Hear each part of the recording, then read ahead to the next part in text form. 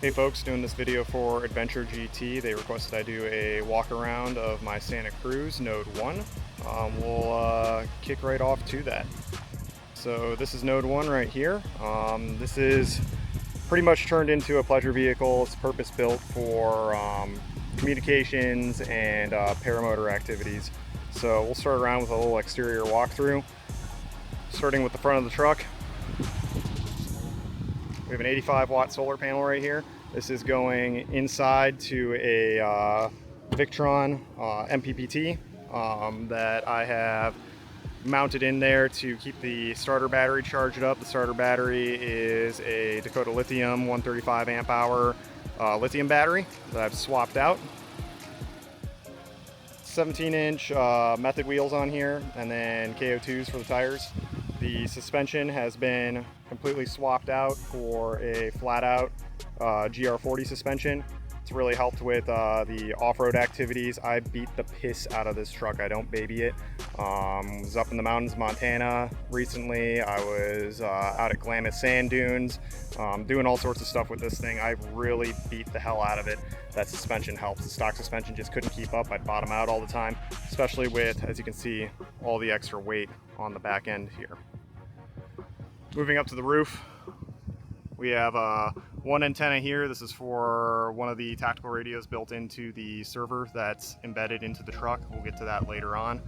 But on top we have a Free Spirit Recreations Evo 1 rooftop tent. Pops straight up. 4-season rated tent. Works great. Sets up in 60 seconds. Breaks down in 60 seconds.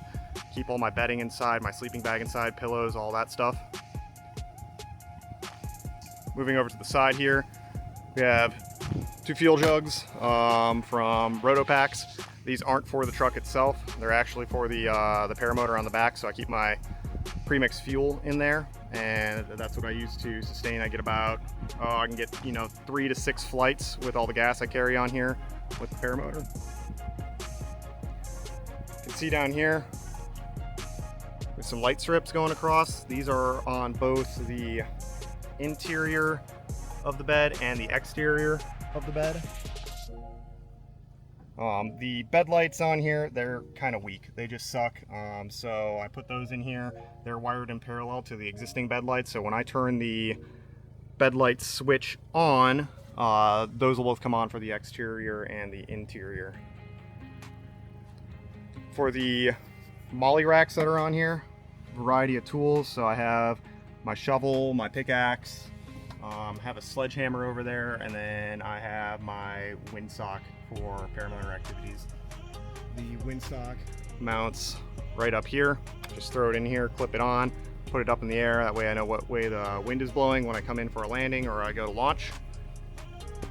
On the back, we have a camera. When I get to the interior, you'll see how this works. This is wired up to my rear view mirror. Gives me a view past my spare tire, which is mounted right here. I got rid of the spare tire on the bottom of the vehicle. It's a donut. It's not worth anything. I don't ever want to use that if I get stuck anywhere. But I made a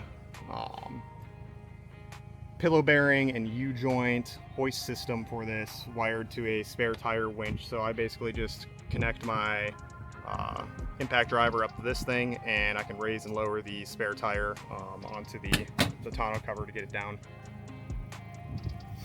Moving to the back, we have the paramotor running a Scout Enduro on this thing, and then I have a custom hitch mount for this paramotor on here with a Kuat swing arm. That might get swapped out for rigid off-road swing arm in the future.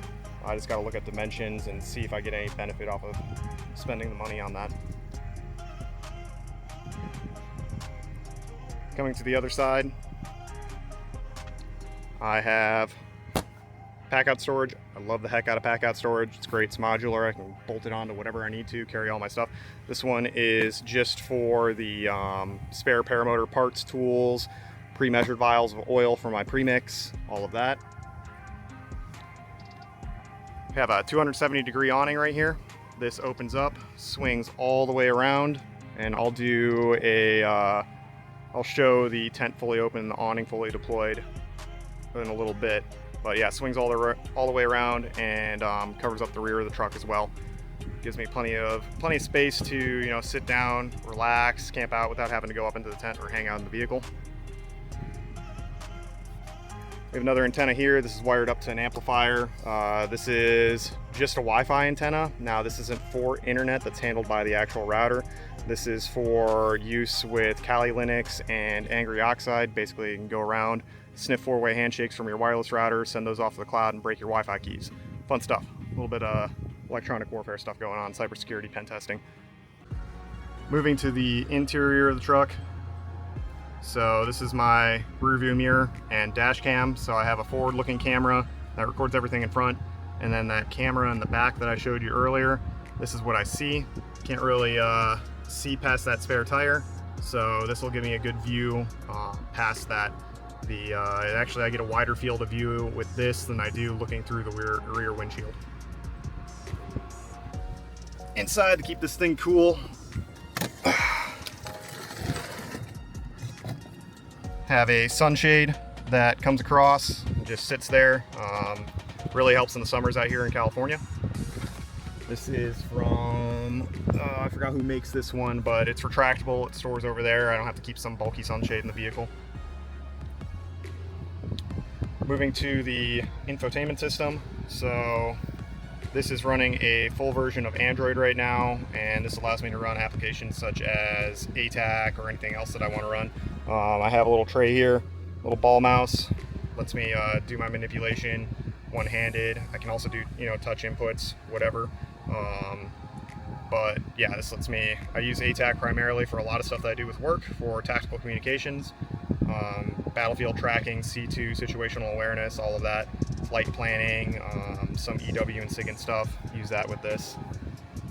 And that is tied into the router and the server and the Starlink that is built into the vehicle. All of that stuff is controlled over here with a switch, so I can turn on my router, my Starlink, server, and then the radios, which I'll get into in a bit, depending on what I have hooked up and what I need to do. This is hooked up to the amplifier for the Wi-Fi card for some of the cybersecurity pen testing stuff. Moving to the rear interior of the vehicle. So back here I have a headless server module. This is running a variety of virtual machines on it for different purposes. I have a TAC server, I have Kali Linux, a couple other things running on here. I can access all of these through the head unit through RDP. So it's just like I have a full up computer on my head unit. I can access all of those. I have a Bluetooth keyboard, everything that's accessed through the RDP protocols. I can navigate all of those. That goes over to the router, so I have a Peplink BR2 in here. I got two independent 5G modems in here with two SIM cards. So I have one on T-Mobile, one on AT&T, and this is also connected in Starlink. I also have some Docker containers running on here for message translation, protocol translation type stuff. And then plugging into that router, I have a variety of tactical radios that I'll plug into that thing. So I have Gotenna, Trellisware, Silvis, an MPU-5, my standard ham radio, and then I also have a Doodle Labs radio that plugs into the router here, and that'll allow me to bridge into multiple tactical network radios. And then for the Starlink, I have a Dishy Dually back here that's been wired up, and that provides power over to that guy. So he sits right up in the sunroof, works just fine. A lot of stuff that I do with my own business revolves around Starlink and creating custom solutions for that. So that's our primary internet source in this vehicle when using it.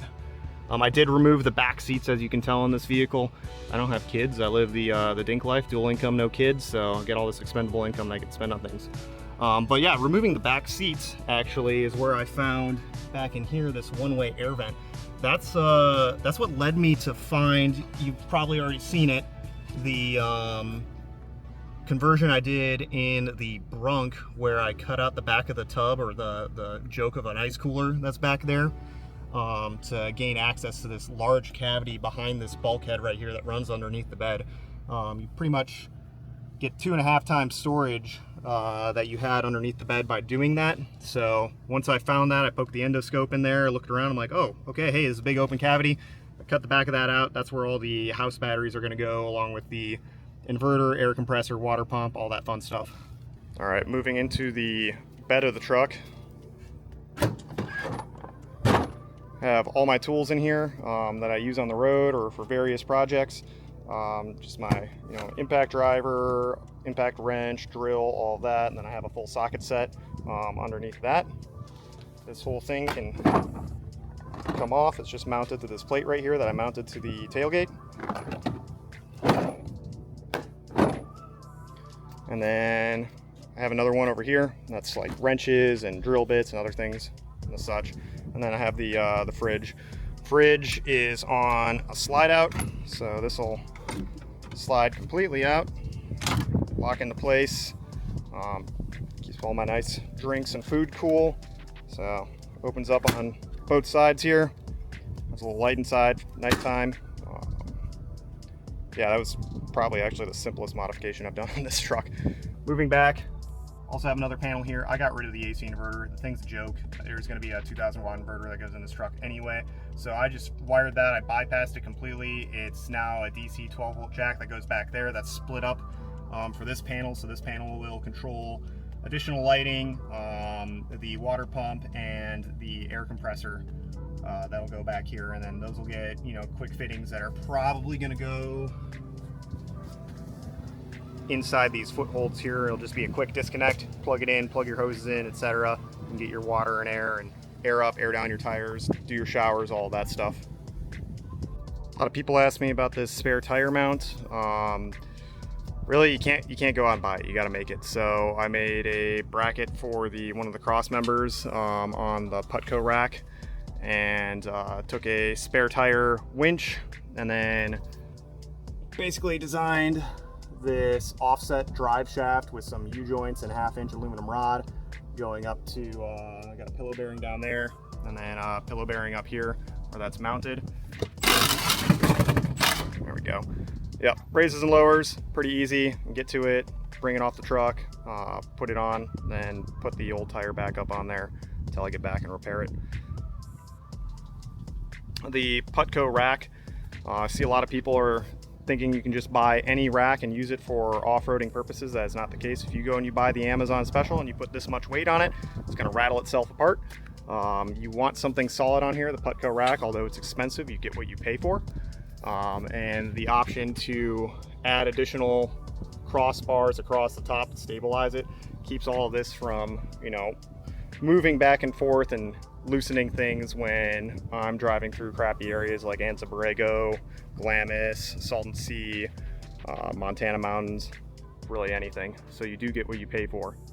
But yeah, that's the whole truck setup. Node 1 has got to be one of the coolest overland rigs that we've ever seen.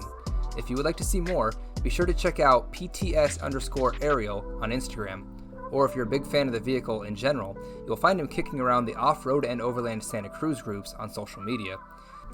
We hope you've enjoyed this video, and don't forget to drop that like on the way out. This is Jake, and I'll catch you later.